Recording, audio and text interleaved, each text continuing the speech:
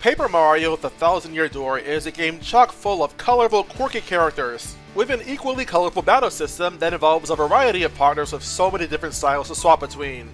Which is why it would really be a darn shame if something happened to them, especially given who we're starting with.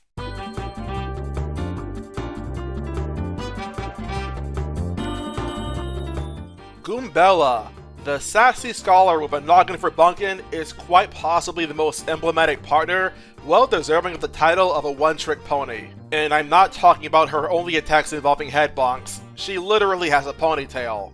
Jokes aside, Goombella has a lot to prove going solo in Paper Mario: The Thousand-Year Door. She is one of the most limited attackers in the game, but when she can strike, she'll strike hard. Can Goombella make the grade, or will she get flattened? It's high time we found out. But before we start the show, I'll make the formal request that you click the subscribe button and like the video.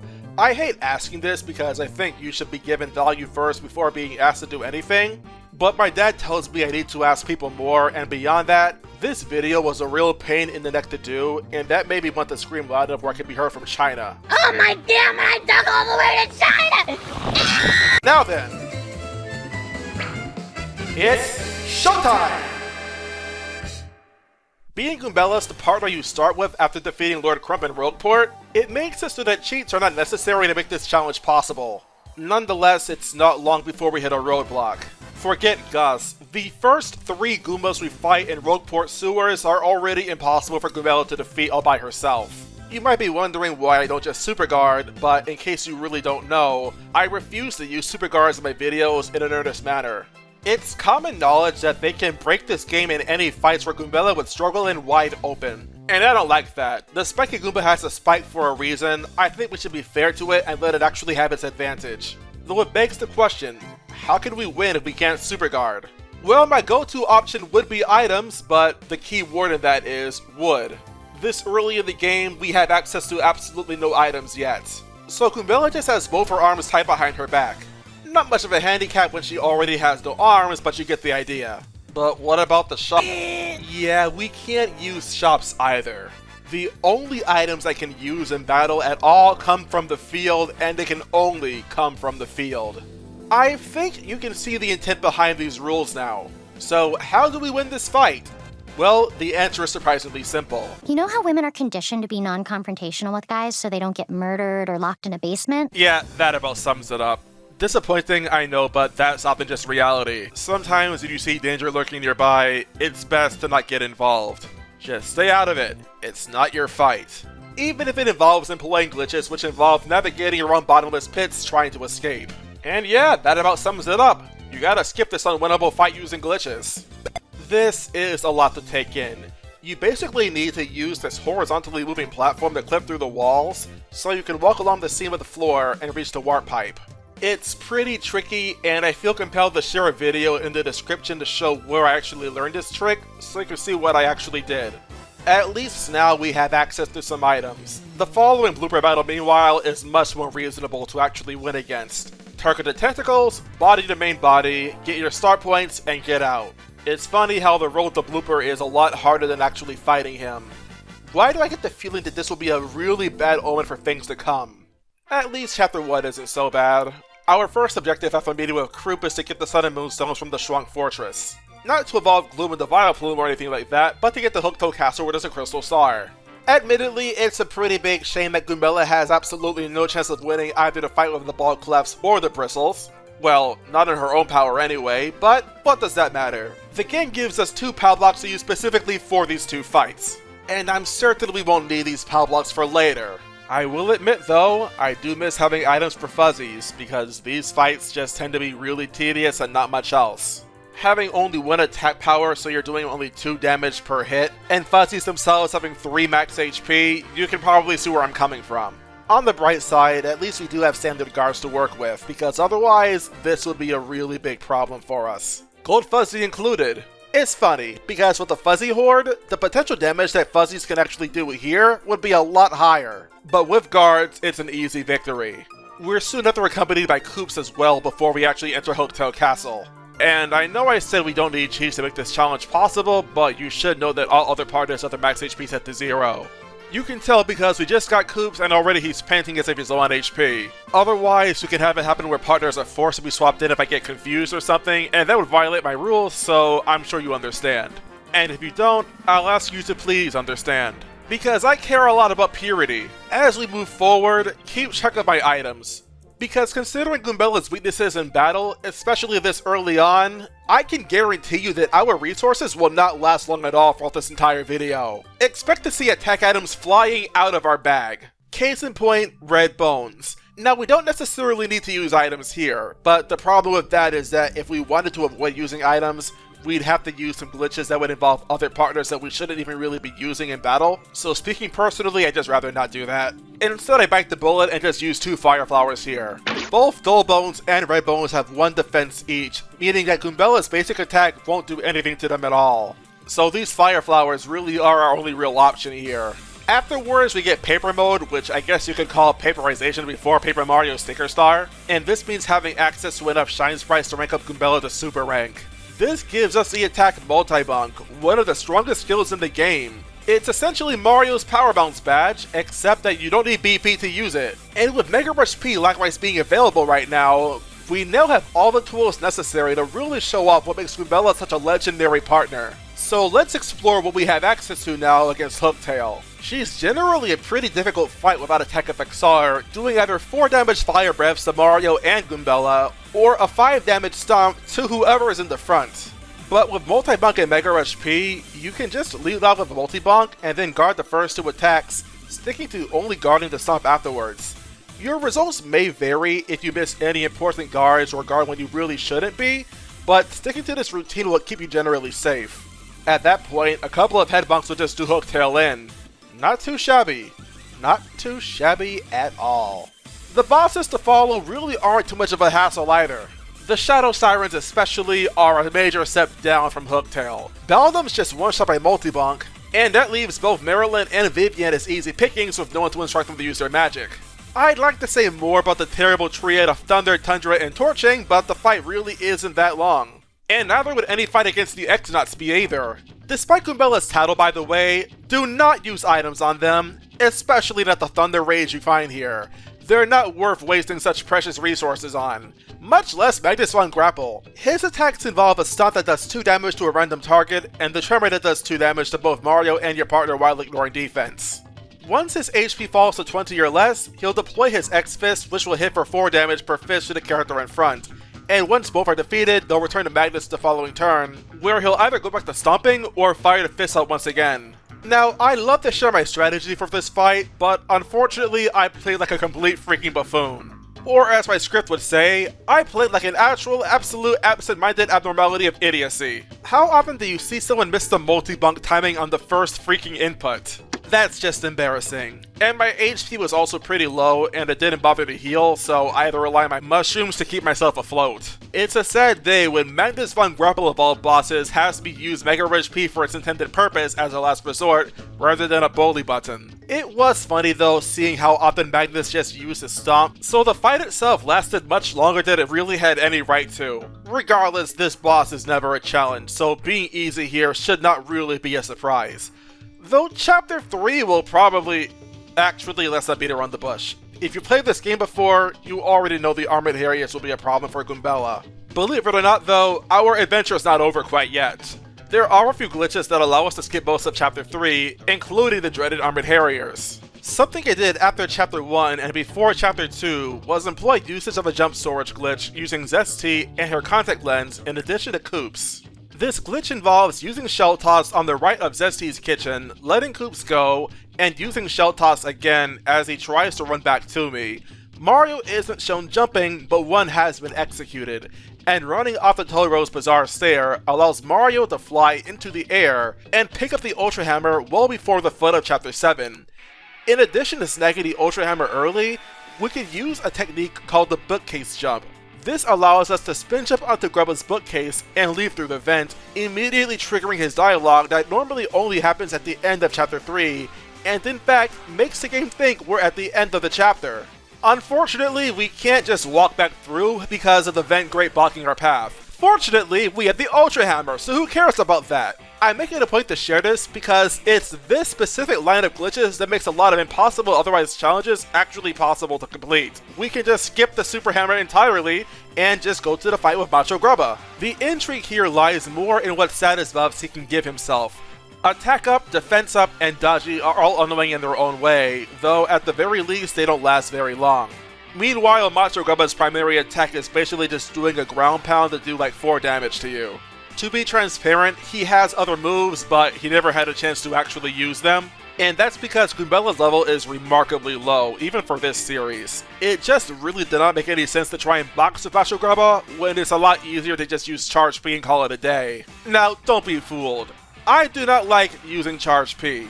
But since Macho Grubba's AI is so erratic in this fight, considering he can target either Goombella or Mario, it ain't like we have Mega Rush P as an option here. I mean, yeah, we have mushrooms, not to mention Mystic Eggs thanks to Petuni, but do you really want to see me use mushrooms and just stall him out using my healing items?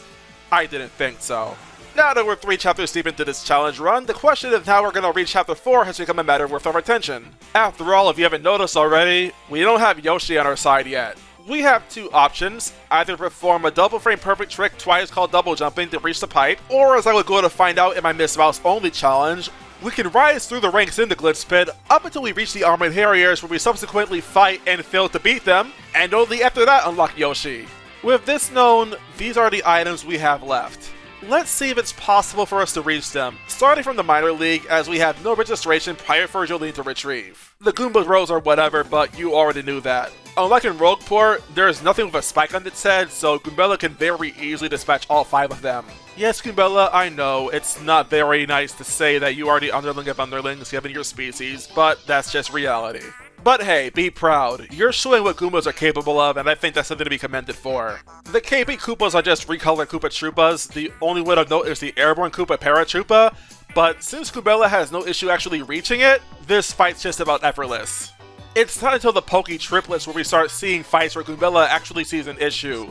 Because all 3 of them are spiky, Goombella cannot do any damage directly to them. 3 fights in, and we're already forced to use one of our few items for combat. It's especially sad that already we're using our Thunder Rage here. It's such a strong item and we're using it so early already. But knowing what's coming up later, it really is best to use this here and now. The Dead Bones all have defense but only 1 HP. Unlike before, Goombella actually is strong enough to do damage without using any items or using FP. One by one, they all go down. Spike Storm sees this challenge a Lakitu and 2 Spinies. Once again, we have spiky enemies afoot. So it's time to use our final Fire Flower for the whole game. I suggest only using this after the Lakitu is defeated, otherwise it can spawn more Spinies and that would not be good for Goombella. Though try to not be too hasty. Wait until after both Spinies that are on the field still are not curled up. What are you waiting for? A closer target! You got 1 shot! The Punk Rocks are 3 Hyperball Clefs. Defense aside, which you can just don Power plus P for anyway, Goombella's Multi-Bunk can easily 1-round KO them all 1 by 1. Let's all just take a moment to be thankful for the fact that these Clefs are all bald. No spikes to be seen here. Something I sadly cannot say for the Mind Bogglers, which has an unfortunate mix of enemies.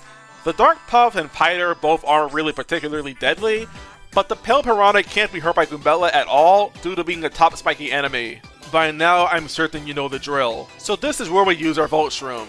This item gives this user electrified status for 5 turns, letting us defeat the Pale Piranha through recoil damage, while also making it zap-proof for attacking the Dark Puff if it chooses to electrify itself. The Piter, meanwhile, is the least threatening of the trio, so just squash it and be done. Finally, the Bob-Omb Squad is just a few head bonks to beat them all 1 by 1. An easy fight with no strings attached. And like that, we see our items reduced to just a mystery. Yikes. But you know, I can't help but feel like I'm forgetting something. But at least now we can lose to the Armored Harriers properly and recruit Yoshi as a partner. Sometimes it's just about the small victories. Though this victory is so small, it just does not really matter.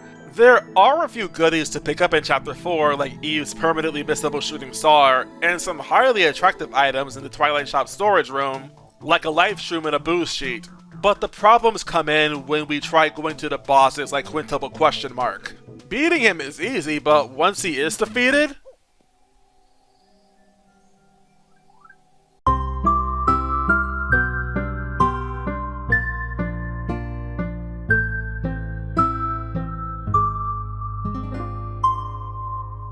I guess in a way he defeated us.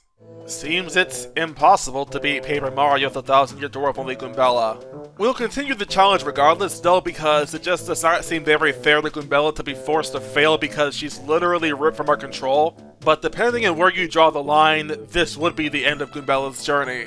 The only real chance we'd otherwise have to salvage this run is making a journey down the pit of 100 trials to equip Zap Tap. But save for movers, you're guaranteed to find a loadout where Goombella cannot win. As early as the single digits, you have to worry about Spanias being down there, and they're impossible for Goombella to actually attack. I can't even be cheeky by naming the Yoshi Goombella, because Goombella's name is 9 characters long, while the Yoshi itself has a max character limit of 8. I mean, I guess you could play Book of Mario, but let's be real here, that'd be a lame cop-out. All that's really left for in Chapter 4 is Atomic Boo. Super easy fight in all honesty, just keep using your head bonk and you'll beat him in 5 turns. The reward itself though really isn't very special. Lucky Star's an alright badge, but its effect isn't really reliable, and even though it can make Mario electrified, it lasts for only 2 effective turns. We would need at least 40 to work with. But yeah, by now I'm certain you get the point, so let's step out of the frying pan and into the fire. I mean, maybe Goombella can at least beat chapters 5 and... Oh god no. So, Keelhaul Key features a ton of fights against Embers. Enemies which, you guessed it, Goombella cannot attack, being that they burn her to touch. No problem though, we still have some items that we can still fight with... Oh my. Yeah, all we have right now is a single mystery and the shooting star we just found in Chapter 4. This fight comes down to getting good luck with a 3 in 13 chance, where we get either a second shooting star, a Thunder Rage, or a Volt Shroom. All because we simply cannot attack fire enemies with Goombella at all. I like to say that things get better from here, but this isn't the only fight we have to do with Embers. In fact, it's not one fight with 3 Embers apiece, not 2 fights with 3 Embers apiece, but actually 3 freaking fights with 3 freaking Embers apiece! That's it, I'm dead. Yeah, this is a problem. Once we use up our last 2 attack items, all we're left with is the Thunder Rage found on Keelhaul Key and the Spite Pouch. An item that, mind you, does not do direct damage and does only 1 damage with a recoil to enemies that do only 3 damage to Goombella directly. And did I mention that Embers have 3 different attacks they can choose from? Most of which are indirect attacks? Listen, the reality is I don't even bother trying to win after the first battle, because to be clear, there aren't even enough items on Keelhaul Key to win all the forced battles here. To communicate just how absolutely beyond screwed Goombella is right now, think of the absolute worst, most nightmarish vision you could possibly imagine, and multiply it by 6. And it would only be 2/3 as bad as what Goombella's going through right now. So, as if Chapter 4 is slapping us across the face and telling us no wasn't bad enough, Chapter 5 just hog-ties us and we don't actually have the resources necessary to work with here. She both lacks the necessary items, and she can't even attack directly with her own head bonks. So, is that just it? Can we really go no farther? Are we really going to be forced to now take the easy way out and start super guarding? Where did we actually go wrong? The only other item we have left right now is an Earthquake, an item we get in Chapter 4, and it has the misfortune of not being able to hit enemies that are airborne, like the aforementioned Embers. Likewise, we made sure to use the minimum number of items necessary for Chapter 3, and they were all the weakest items we had too. And safe to say, the fire flowers we used in Chapter 1 wouldn't really help matters either. All fire would do right now is restore HP to the Embers and multiply how many we fight at a time. All that's really left to consider right now are those 2 POW blocks we used in Shrunk 4.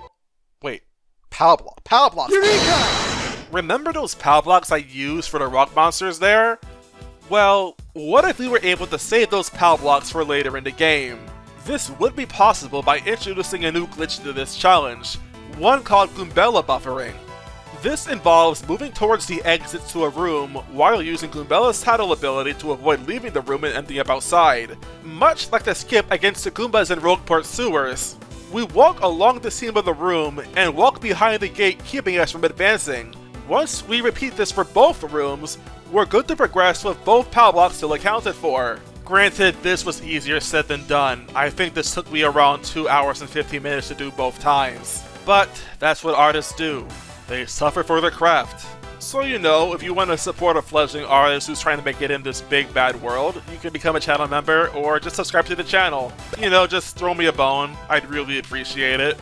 Because let me tell you something, this was hell to figure out. The problem I had was just not knowing the proper technique to actually move into the loading zone that leads out of the room, and more often than not, I kept leaving the room when trying to shimmy through the loading zone on the few times I got Mario to move. It doesn't help either that there's a shocking lack of tutorials for this trick, at least for this point in the game, which made this feel a lot less manageable, and it made me feel a lot more frustrated trying it. What ended up working for me was moving straight down or up and then trying to shift to the left. You have to think of it like moving a knight piece in chess where you move 2 squares up and 1 to the side. At least that's what helped me. Now, you might wonder what actually will change as a result of doing this. Well, let's do the math. Embers have 8 max HP, and Power Blocks inflict 2 damage. That on its own doesn't sound all too special, but the reality is the difference is massive. A Power Block plus a Shooting Star would do a total of 8 damage, which is exactly enough to KO, and means we can save our mystery for a future Ember fight. And if we didn't have the Power Blocks, our resources for sure would have ran dry by the 3rd fight. The way things stand now, we would need our mystery to land on a Shooting Star for us to then use a Power Block to KO the 2nd loadout of Embers, followed by the combo of a Thunder Rage and a Spike Pouch for the miserably small chance of KOing the 3rd and final one. But considering this would mean needing the Embers to attack directly all 3 times on Goombella, which is insanely unlikely, what you're better off doing is distributing the luck across all 3 fights, so the otherwise ludicrous combinations are actually more likely to actually work. For the first fight, use a mystery and a Power Block. I got a Thunder Rage here, but the Power Block made up for it by causing the backdrop to follow the Embers and KO them. The second fight saw me use my guaranteed Thunder Rage, followed by yet another Power Block, and it's basically second verse same as the first. Man, thank God for the backdrops in this game. Otherwise, I have no idea what we'd be able to do. Finally, for the 3rd fight, we use our guaranteed Shooting Star and the Spike Pouch, so we need only 2 direct hits as opposed to all 3. It's amazing that we have literally just enough options to work with here to make Chapter 5 possible, but it also just shows how limited Goombella is for this challenge. Imagine if we could have actually beaten the Armored Harriers, there's a whole Ice Storm there we'd be able to pick up. Of course, it also helped if the Earthquake could actually work here, but sadly they're floating, which, you know, actually doesn't make any sense at all. Why can Power Blocks work, but Earthquakes don't? At least Cortez's fight for what it was worth was pretty easy. His attacks in Phase 1 involve striking you with his weapons, doing 4 damage to the character in front, next targeting the character in the back with the same attack, and then hitting a random target turn 3 with a combo of 4 strikes with 2 damage per hit. There really isn't much else to say beyond that though, because this fight's first phase just isn't really special. It's just a bunch of headbunks. Cortez gets some new toys to play with come Phase 2, but we don't get to see all of them. The attack he's probably using for this video is just headbunking either Goombella or Mario for 4 damage apiece, but unlike the first phase attacks, this one's entirely unpredictable. There is also a chance where he can charge himself up for +4 attack and do 8 damage to both Mario and his partner, which you can guarantee happening if you attack the bone pile, but Goombella can't do that, and we never really got to see that attack happen. Nonetheless, I am just repeatedly attacking. Cortez doesn't quite pose much of a threat with his low HP. I could have bludgeoned him with Mega Rush P the whole time, but decided against it because I am a kind, benevolent soul who only seeks to make you live out your last moments for as long as you can survive. Because, my friends, life is precious, even if it's your afterlife. Phase 3, however, is where things started looking just a little bit dicey. Having only 5 HP left and no healing items, I knew the variety of attacks from Cortez's weapons could easily turn bad for me, not being able to control how much damage each combatant takes. Or so you'd think, but I actually picked up a Courage Shell earlier in Keelhaul Key, and it blocks damage from literally everything except for Cortez's Rapier, which funnily enough, does exactly 2 damage per hit to both Goombella and Mario. So I just have to not guard, reach peril, and then use Multi-Bunk to knock Cortez out, robbing this pirate completely blind. Which, by that I mean he just gives us a Crystal Star, but you get the idea. Following that, Lord Crump does try to steal the Crystal Star from us, and given the events earlier in the game, this got personal. Though it's here I realize I forgot to get Power Rush P from the badge shop in Rogueport, but fortunately it's not really needed. I forced the first phase to effectively just be a one-on-one, where the X-Nauts were not able to do anything. If his platoon is absent, I keep attacking Lord Crump. The X-Nauts are otherwise capable of doing 5 damage in Phase 1, which is a fair bit higher than Crump's 3 attack. Once Crump's HP falls below half, however, his excess will do either 4 damage force to both Goombella and Mario, or a dog pile that has only 1 attack power per 5 hits. This doesn't change our game plan though, where we just keep attacking Lord Crump, which we do until Crump temporarily retreats to heal himself, where he then brings out his X-Out Stampede. The damage we start taking here is rather noticeable, as the Horde's damage is 5 to both Mario and Goombella, but some smart guarding allowed us to reach Peril, where after Lord Crump slams his butt into Goombella's face one last time, we give him the pain of 1,000 flushes. Wow! We've come a long way, and it's high time Goombella became Ultra Rank. Unlike other partners, this doesn't really do very much because it gives us the move Rally Wink, which for 4 FP has Goombella give her turn to Mario. A move that, for obvious reasons, I never used throughout the entire video. But you know, if you wanted to ask anyway, I won't say no. After all, comments are good for the YouTube algorithm. But yeah, the extra HP and extra attack point is still very much appreciated, especially given that the next boss is... Okay, let me tell you something I find really fun about Goombella now that we have the Ultra Boots. If you try to ready a small spring jump as Goombella is ready to fly into you, you can let go of the A button and do a really small spring jump with Goombella then trying to tattle, allowing you to freaking stop time.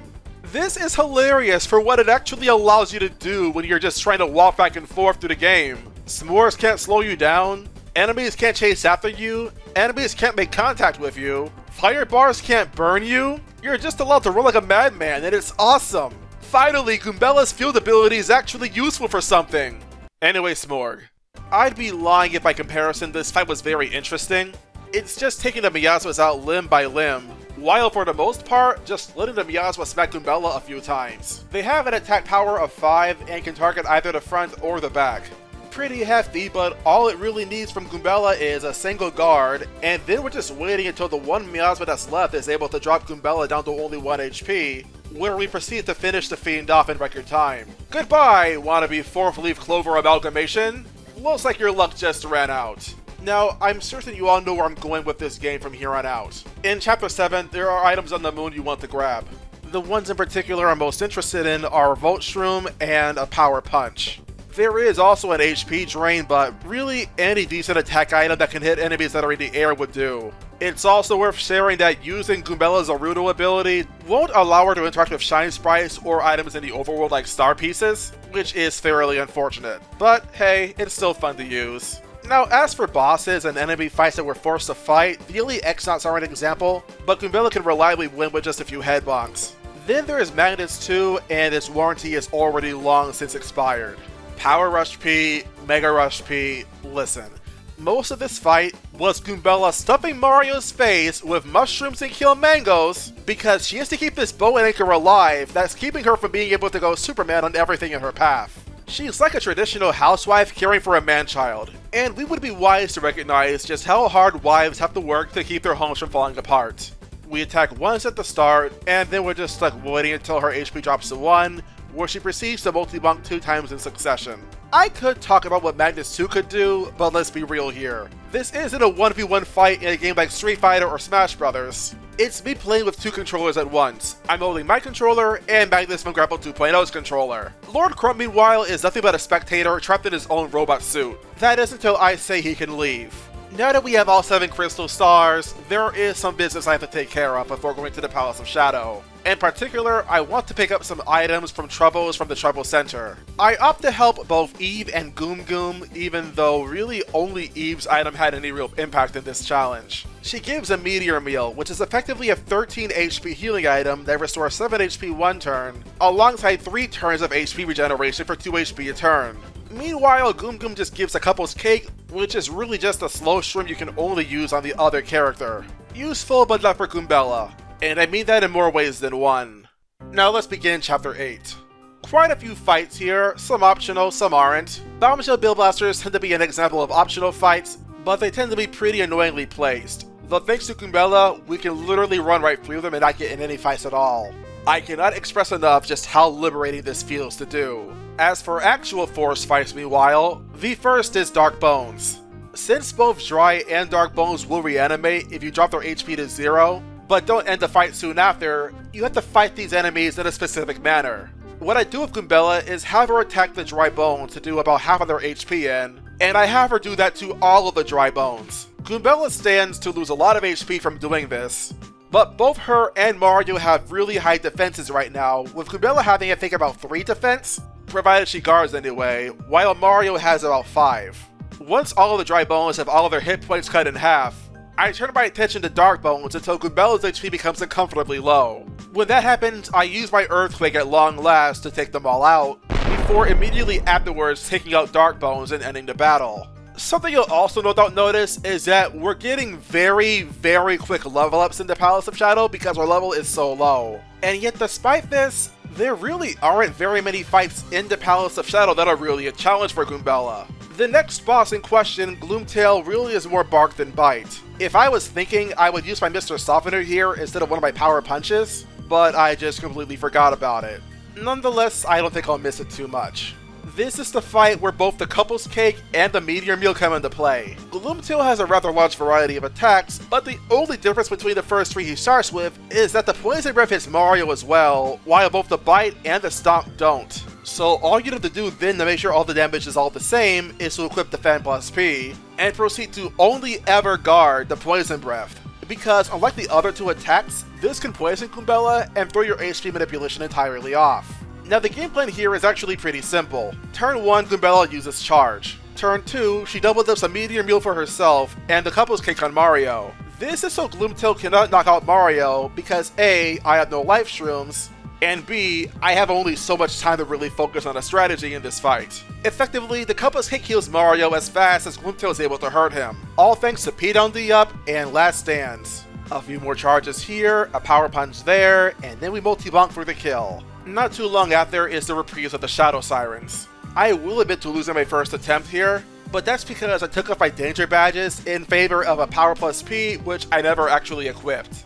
I just had the badge but never actually equipped it. Yes, the contents of my coconut head are in fact hollow. And this was a problem because without Power Plus P, I couldn't hope to 2-hit KO Marilyn, which is really bad considering just how much damage she's capable of. Second try though, I do equip Power Plus P like I intend to, and this fight goes about as I expected it to. Marilyn is 2-shot by multi-bonk. I focused then on Dupless, who kept swapping between Mario and Goombella for transformations. And following that, I then target Beldum, who I thought would be the weakest of the 3. Though this almost ended up being my undoing because she made herself fast, then made herself huge, and her attacks from here got pretty dang deadly. After seeing the Blizzard, I thought it was curtains for me because I did not expect it to do that much damage. If not for the fact that on her final attack she targeted Mario, I definitely would have lost. And would you look at that, we are almost at level 10, which can only mean one thing. I am not looking forward to level 10.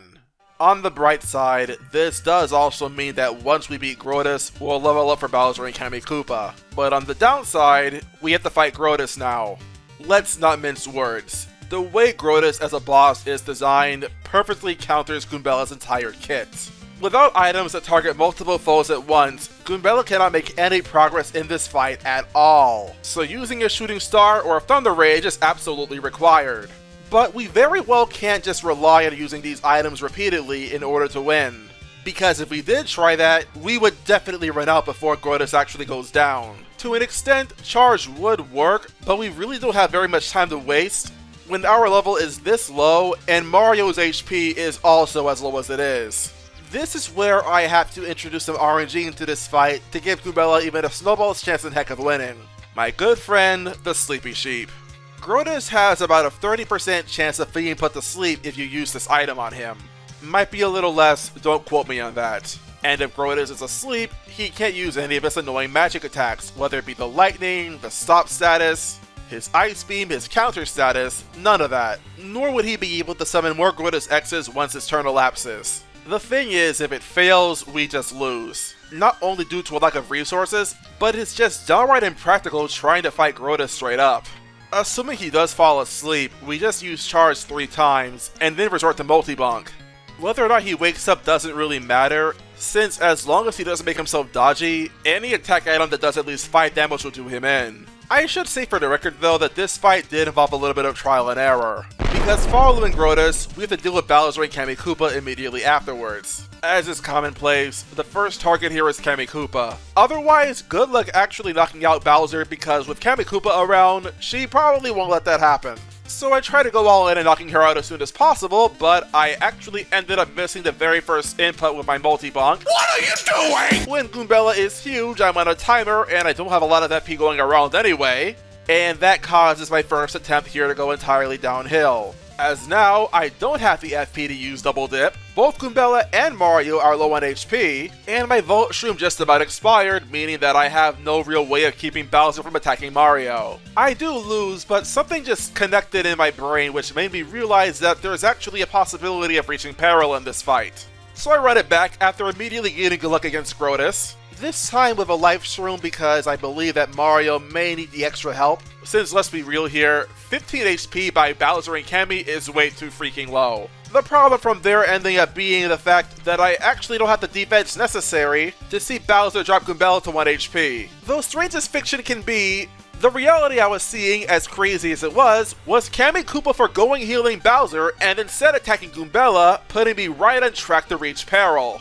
Being both huge and at 1 HP, it seemed like a great opportunity to get some really heavy damage on Bowser. And I end up dropping him to 3 HP, figuring, alright, well this is what the Life Stream was for. I'll get knocked out, I'll finish Bowser off next turn, and then it's Kamikoopa alone who I can easily handle all by myself.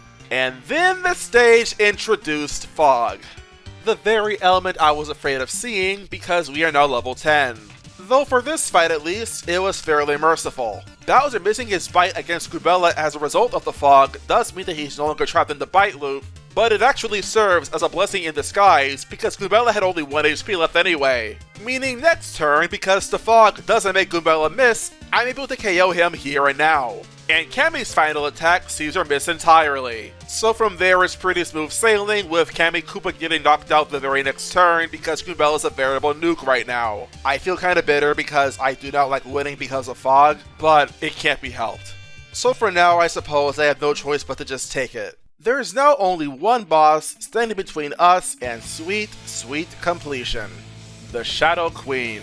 Before this fight though, I went back into the Palace of Shadow and got a few more items I thought would be helpful. Primarily a point swap, a few life shrooms, and the boost sheet just before Dark Bones. I had an idea as far as how to use these items, but I wasn't really able to put it together properly. Some of which was my fault, other times I'm plenty ready to say blame it on fog. At first I reasoned, let's use 10 max FP so I can use multi-bunk a few times and end the first phase as soon as possible. Unfortunately, I had a pretty hard time actually getting to survive the entire first phase without losing her life shroom, because the Shadow Queen just really loves gunning for Goombella, and I didn't really realize at the time how I could put this to my advantage. Not like it really matters though, I managed to get past the first phase just fine, no life shrooms exhausted, but then the very next turn we saw Fog come out. Nonetheless, we're now in Phase 2, where I try to use Double Dip on myself using a boost sheet and then a Shooting Star, just to then see that item miss literally every single target, meaning the phase does not advance, which means I'd have to survive an entire extra turn in Phase 2 to actually see the final fight truly take place. Something I don't canonically have any knowledge of! Yeah, as luck would have it, I don't even make it to the final phase of this fight. Over the course of the Invincible phase, when my HP already isn't that high, and it's very unlikely that the Shadow Queen will knock out both characters at once, I end up using all 3 of my life streams here before Mario loses my very last one, and then Goombella immediately afterwards gets knocked out. Needless to say, I feel really freaking cheated right now. My second attempt by and large went the same as my first, except I lost a life stream in the very first phase, and lost a second life stream in Phase 2. To poison from Dangerous Breath off of a failed guard.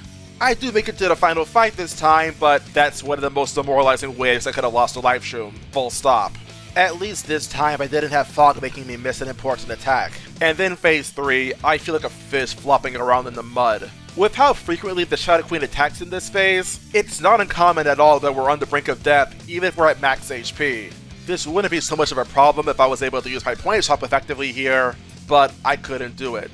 I could not find an opening to use the point swap and then start slamming the Shadow Queen with multi-bonks from peril. It's only now I realize just how bad having 10 FP would be for this phase. Especially when I'm so limited on life shrooms, and Mario gains so little reward from ultra shrooms. I wasn't even able to get the Shadow Queen below 90 HP because I saw another Dark Pulse being charged, and I had to protect Mario because if he goes down, I just lose, leaving Goombella entirely exposed, and she gets focused on and knocked out. So from this, I clearly need to change my strategy up. I keep Flower Saver P, but I also equip Charge P and reduce my max FP from 10 to 5, so that I can set up Peril in only 1 turn as opposed to 3, which clearly just takes too dang long. I also dropped my last MP and some other badges to give Mario some extra HP, so his max HP is now 20 instead of only 15. And the following fight left me feeling more hollow than a tree that was burned up from the inside out.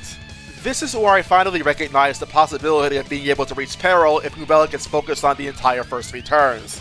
I take a gamble using only my head bonk the first 2 turns because I don't have a lot of FP going around, which does mean I do less damage, but sure enough, what actually happened was exactly what I expected would. The Shadow Queen focused all of her efforts on Goombella the first 3 turns, putting me into peril, which funnily enough can only happen if I choose not to guard at all, and my multi-bonk is able to drop the Shadow Queen below 90 HP. Then, as luck would have it, I end up not losing a single life stream in Phase 2, because the Shadow Queen spent most of her time attacking someone that wasn't actually there, ushering in Phase 3, where I proceed to go to work. I have Goombella use Charge on the first turn, where she fortunately took most of the damage from the Shadow Queen. It doesn't really matter how much damage she takes though, because immediately afterwards, I'm using my point swap to get Goombella into peril alongside a boost sheet so that she's protected. A decision that immediately starts to pay off when the Shadow Queen focuses entirely on Goombella, leaving her to do an astonishing 115 damage in 2 turns. It then just so happened that the Shadow Queen decided not to attack me for whatever reason, kinda like to have a change of heart, but okay. So Goombella is able to get out 1 more Peril head bonk before healing to max HP and FP with the Shine Sprite Bingo, with our final turn being spent using multi-bonk on the Shadow Queen, doing perfect damage with multi-bonk with 7 hits total, finally finishing Goombella's solo journey in Paper Mario: The Thousand-Year Door.